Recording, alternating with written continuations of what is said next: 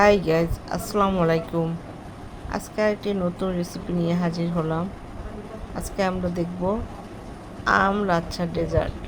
এর জন্য আমাদের লাগবে পাকা আম। 2টি পাকা আম আমি স্লাইস করে নিয়েছি, আর নিয়েছি 2 কাপ ঘন লিকুইড দুধ। এই দুধটা ভালোভাবে জাল দেব।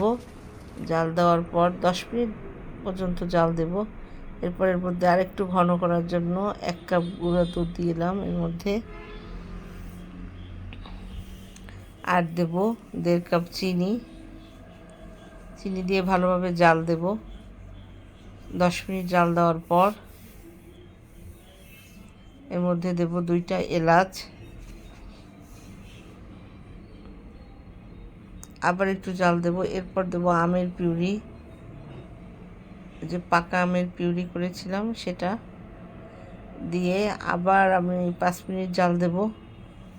যখন দুধ এবং আমের মিশ্রণটা একটু ঘন হয়ে আসবে, তখন আমরা 10 মিনিট জাল দেওয়ার পর আমরা চুলাটা বন্ধ করে দেব। এটা খুবই একটি অনেক মজার একটি ডেজার্ট এবং খুব সহজ তৈরি করা। এরপর আমরা চুলাটা বন্ধ করে এর মধ্যে আধা প্যাকেট পরিমাণ আমরা লাচ্ছা সেমাই দিয়ে দেব।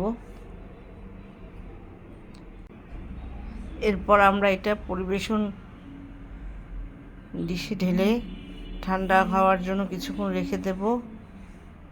এরপর কিছু আমের কুচি এই সেমাইয়ের উপর বিছিয়ে দেব।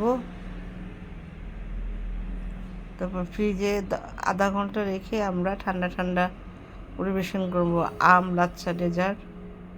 তোমরা বাড়িতে ট্রাই করবে। সবাইকে ধন্যবাদ।